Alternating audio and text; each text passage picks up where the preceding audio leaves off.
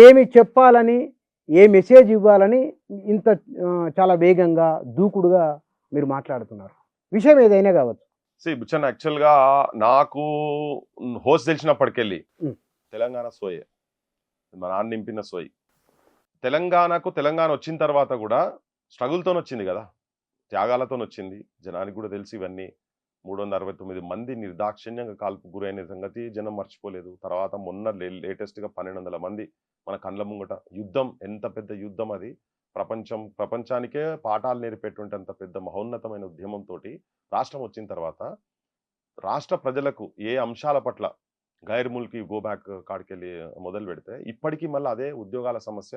ఇప్పటికీ రోడ్ల మీదకొచ్చి వాళ్ళు తిరుగుడే. బడులు కావచ్చు, విద్య. అప్పుడు ఖాళీ గుడులుండేటిది. తర్వాత బడులొచ్చినాయి స్వతంత్రం వచ్చిన తర్వాత. ఇప్పుడు బడులు పోయినాయి. ఆ! ఇప్పుడు సరే గుడుల ఒక సంగతి కొద్దిగా పక్కకు పెడితే కంప్లీట్‌గా పోయి యూనివర్సిటీ స్థాయిలో ఉన్నటువంటి యూనివర్సిటీలు కూడా నాశనం అయిపోయి రిక్రూట్‌మెంట్ లేక, బాండెడ్ లేబర్ లెక్క చేసేటువంటి పరిస్థితులు ఇప్పటికీ కనబడుతున్నాయి. మనం తెలంగాణ మూవ్‌మెంట్‌లో తిరిగినప్పుడు తెలంగాణ గురించి తిరిగే నాయకులు కావచ్చు, తిరగని నాయకులు కూడా అసలు ఏందిది వెట్టి చాకిరేంది అని అన్నోళ్ళందరూ కూడా ఇప్పుడు నీకు ఔట్ సోర్సింగ్ అని, కాంట్రాక్ట్ హ్మ్. అని, డైలీ వేజెస్ అని ఇవన్నీ సేమ్ అట్లనే అయ్యి ఇంకా పెనంలకెళ్ళి పోయి పొయ్యిలో పడ్డంత దారుణంగా తయారైపోయి కూర్చున్నది. దాంతో పాటు లాస్ట్ 12 ఇయర్స్‌లో, లాస్ట్ 10 ఇయర్స్‌లో మన యూనివర్సిటీస్ వచ్చి ప్రపంచ స్థాయిలో ఉన్నటువంటి యూనివర్సిటీలలో ఇప్పుడు 100 ఏళ్ళని చెప్పుకుంటున్నాం మనం ఉస్మానియా యూనివర్సిటీ. కానీ చిత్రపటంలో 100 ఏళ్ళు కాదు, 200 ఏళ్ళు కాదు, 300 ఏళ్ళు, 500 యూనివర్సిటీలలో కూడా మనది ఎక్కడ కనబడదు. ఉస్మానియా యూనివర్సిటీ కనబడదు. సో అంత అంత ఘోరమైన దుస్థితికి తీసుకొచ్చిందంటే పాలకులు. సో అగైన్ మళ్ళా ఈ త్యాగాల పునాదుల మీద వచ్చినటువంటి తెలంగాణలో కనీసం ఏ ఏ సెక్షన్స్ అయితే చనిపోయినాయో, యువకులు, విద్యార్థులుగా చనిపోయినారు.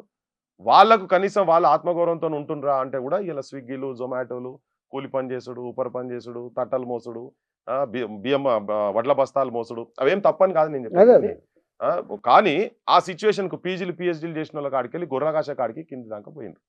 అసలు పాలకుల అసమర్థత. దాంట్లో ఏంది సరే ఆంధ్రోళ్ళు పోయిండ్రు. పోయిన తర్వాత మన తెలంగాణ నాయకత్వం వచ్చిన తర్వాత కూడా స్టిల్ ఇప్పటికి అదే ఉండి ఇయాలటికి ఈ నిమిషం కూడా తెలంగాణలో మళ్ళా నాది హిట్లర్ పాలన 23,000 బడులు నేను బంద్ చేసేస్తా అని చెప్పుడు. ఈయనొచ్చిన తర్వాత కూడా బడులు బంద్ అయినాయి.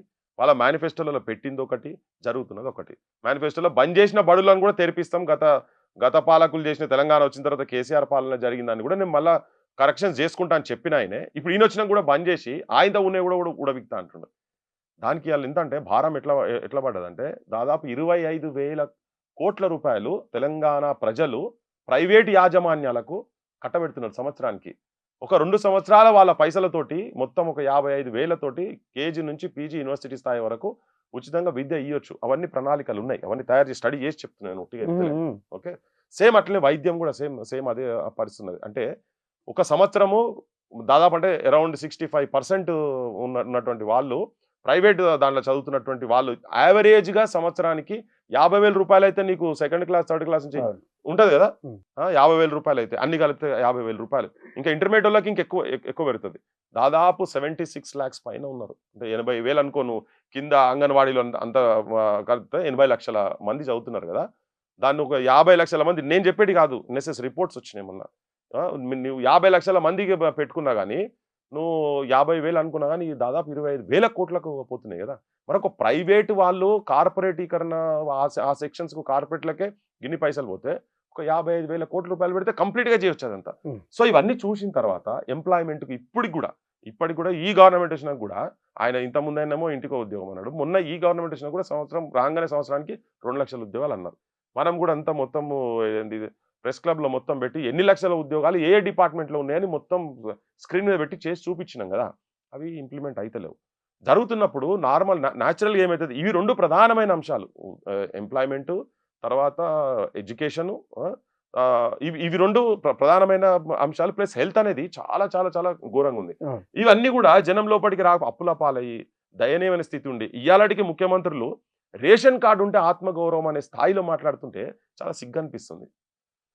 రేషన్ కార్డ్ ఉండు ఆత్మగౌరవమా? ఏందది? బికారిగాళ్ళ లెక్కనే అంటే ఇంక ఎంతకాలము 80 సంవత్సరాల స్వతంత్ర భారతదేశంలో ఇంకా రేషన్ కార్డు ఆత్మగౌరవం అనే స్థాయి ఉంటే పాలకులు ఎట్లున్నారంటే ఎవరైనా చచ్చిపోతే మన ఇళ్ళ కాడికి వచ్చి వాడు రూ. 5,000 సావు ఖర్చుకు పైసలు పెట్టలేని దుస్థితిలో ఉండి వాళ్ళ ఇంట్లో పీజీలు చదువుతారు, డిగ్రీలు చదువుతారు. 40% డిగ్రీలు చదివినోళ్ళు అన్‌ఎంప్లాయిడ్ ఉన్న సిట్యుయేషన్ కదా!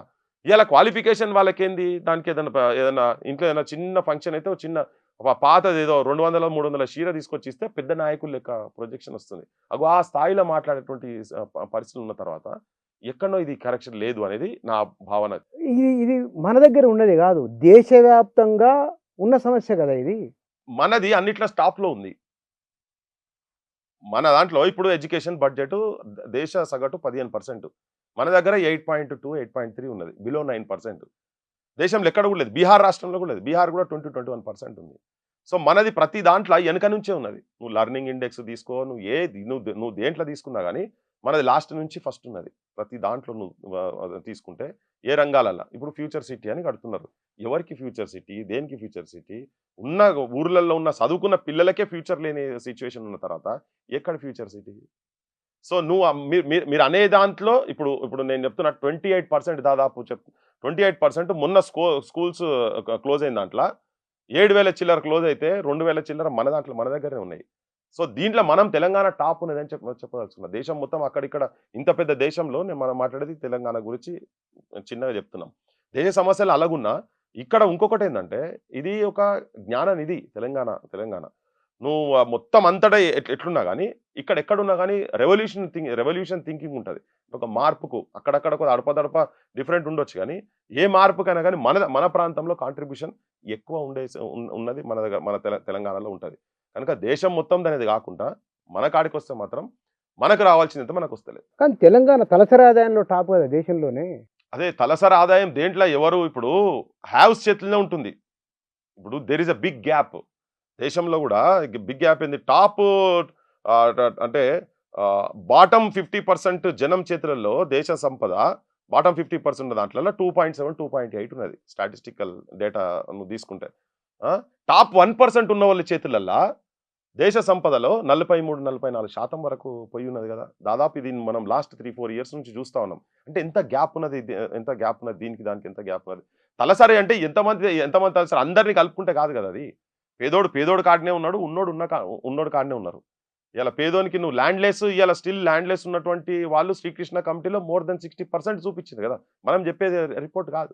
వాళ్ళందరికీ ఎక్కడిది నీ ఆదాయం ఏది, ఎంప్లాయ్మెంట్ లేదు, వృత్తులు పోయినాయి, ఉపాధులు పోయినాయి, కుల వృత్తులు పోయినాయి, సర్వనాశనమైంది.